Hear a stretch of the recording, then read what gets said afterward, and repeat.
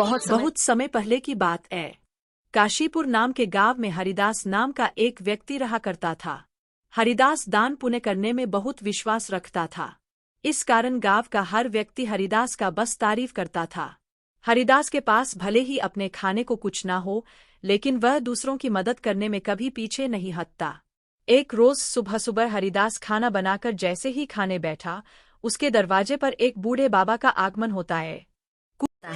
कुछ खाने को दे दो बेटा, कल से भूखा हूँ, कुछ खाया पिया ही नहीं है, अब तो चला भी नहीं जा रहा।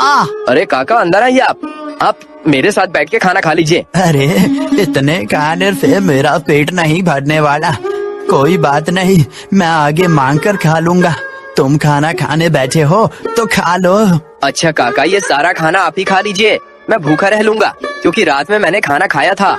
इतना कहकर हरिदास अपनी थाली उस बाबा की तरफ बढ़ा देता है। बाबा भी खाना देखकर जल्दी जल्दी से खाना खाने लगता है और खाना खाने के बाद बाबा हरिदास को ढेर सारा आशीर्वाद देते हुए कहता है, भगवान तुम्हें हमेशा खुश रखे बेटा, तुमने अपने हिस्से का खाना मुझे खिलाया है।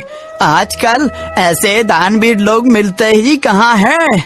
तुम्हारा भला हो। इतना कहकर बाबा वहाँ से चले जाते हैं। लेकिन हरिदास को भी भूख लगी थी। अब वो रसोई में जाकर रसोई में रखे डिब्बों को देखने लगता है, जिसमें अन्न का एक भी दाना नहीं था। चलो कोई काम देखता हूँ, कहीं से खाने पीने का बंदोबस्त तो हो जाएगा। बस उस बेचारे का पेट भर गया, मुझे बहुत सुकून मिल रहा है।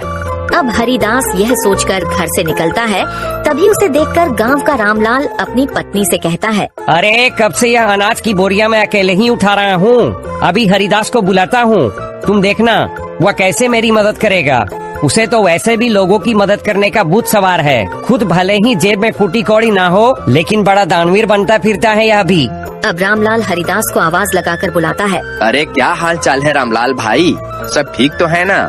या अनाज की बोरियां खेतों से ला रहे हो क्या? अरे हाँ, खेतों से अभी 10 बोरियां और लानी है, लेकिन मैं बहुत ज्यादा थक गया हूँ। तुम थोड़ा हाथ बटा देते तो मेरा काम जल्दी हो जाता। अरे क्यों नहीं, चलो चलो, मैं आपके साथ मिलकर खेतों से आपके घर तक बोरियां पहुंचवा देता हूँ। बड़ा ही बेवकूफ है और इससे बेवकूफ बनाना भी आसान है। चलो इसी बहाने मेरी मदद हो जाएगी और थोड़ा आराम भी मिल जाएगा। इतना कहकर रामलाल हरिदास से अब कई सारी बोरियां खेत से घर रखवाता है। लेकिन हरिदास तो भूखा था, उसे भूख भी बहुत तेज लग रही थी। अब बोरियां रखने के बाद रामलाल हरिदास से कहता है, बहुत बहुत शुक्रिया भाई, अगर तुम ना होते ना तो मुझे ये बोरियां ढोते ढोते रात हो जाती। कई घंटे बोरियां ढोने के बाद हरिदास थक जाता है और वह हरिलाल के दुकान से उधार राशन लेकर खाना बनाकर खाता है। अगली सुबह उसके दरवाजे पर किसी की रोने की आवाज आ रही होती है। हरिदास नींद में होता है और जब दरवाजा खोलकर देखता है, उसका पड़ोसी कुलदीप अपनी पत्नी को पीट रहा है। अरे अरे कुलदीप, तुम अपनी पत्नी को इस तरह क्यों मार रहे हो? अरे क्यों न मारूं, मेरी पत्नी मेरी मर्जी। तू कौन होता है बीच में बोलने वाला? देख कुलदीप, ऐसे सुबह सुबह मारपीट करना सही बात नहीं है भाई। गांव के लोग इकट्ठा होकर देख रहे हैं सब, ये अच्छी बात है क्या? अरे भूषण बेटा, तू भी किसे समझा रहा है? इसे समझाना मतलब अपना सिर दीवार पर मारने वाली बात है। जरूर सुबह सुबह चमेली से पैसे मांगने के लिए लड़ रहा होगा। इन्हीं को पैसे नहीं होंगे ना इसके पास। अरे बुढ़िया चुप कर, ज्यादा बोलने की जरूरत नहीं है। राम राम नाम, आजकल के बच्चों को तो अपने से बड़ों से बात करने की तमीज ही नहीं है। अरे मैं तो तेरी माँ की उम्र की हूँ और तू है कि मुझसे बदतमीजी से बात कर रहा है। लेकिन मैंने तो नहीं कहा आपको कि मेरे बीच में बोलने के लिए आए। इतना कहकर कुलदीप फिर से अपनी पत्नी को मारने लगता है, लेकिन यह सब हरिदास से देखा नहीं जाता और उसे एक जोरदार तमाचा लगाता है। यह देखकर गांव के सारे लोग खुश हो जाते हैं। बिल्कुल ठीक किया, ये इसी के लायक है। अरे अपनी पत्नी पर हाथ उठाता है और खुद को मर्द समझता है। माँ, अरे भाई आपने बिल्कुल सही किया, इसे तो मार मार कर गाँव से निकाल देना चाहिए। इसे तो मैं छोड़ूंगा नहीं, मुझे पैसे चाहिए। अगर मुझे शाम तक पैसा नहीं मिला ना तो इसे और भी मारूंगा, फिर देखता हूँ इसे कौन बचाने आता है। अबे ये ले पैसे और अब जा यहाँ से। और अगली बार अगर तूने अपनी पत्नी पर हाथ उठाया ना तो तुझे थाने में डलवा कर अच्छे से कुटाई करवाऊंगा तेरी, समझा? गांव के ढेर सारे लोग ये तमाशा देख रहे होते हैं। उनमें से एक औरत हरिदास से कहती है, आप सच में बहुत नेक दिल के हैं, हर किसी की मदद करते हैं, हर किसी का भला चाहते हैं। हम गांव वाले बस आपसे इतना चाहते हैं कि अगला हमारा सरपंच आप हो।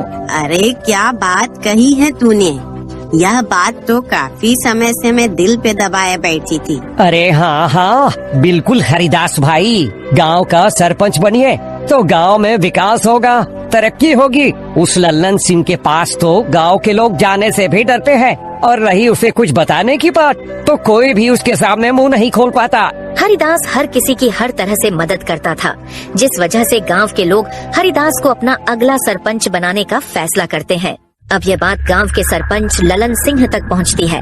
सरपंच ललन सिंह यह सुनकर तिल मिला उठता है। क्या इस हरिदास की इतनी हिम्मत, आने को लाले पड़े हैं, लेकिन सरपंच बनने का सपना देख रहा है, ऐसे तो मैं छोड़ूंगा नहीं। अरे हाँ मालिक, और तो और गांव वाले कह रहे हैं कि चाहे कुछ भी हो जाए सरपंच तो हरिदास ही बनेगा।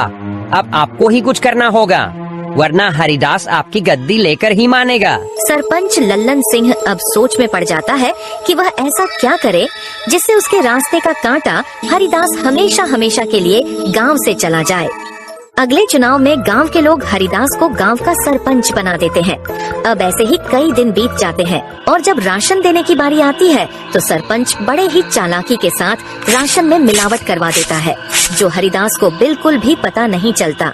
अरे बेटा, तुझे सरपंच बनता हुआ देख बहुत खुशी हो रही है। अब कम से कम राशन अच्छा तो मिलेगा और समय पर भी। अरे हाँ हाँ, सब कुछ अच्छा ही होगा। आप लोगों ने इतना विश्वास करके मुझे इस गांव का कार्यभार संभालने का जिम्मा दिया है और इसे मैं अच्छे से निभा सकूं, बस यही दुआ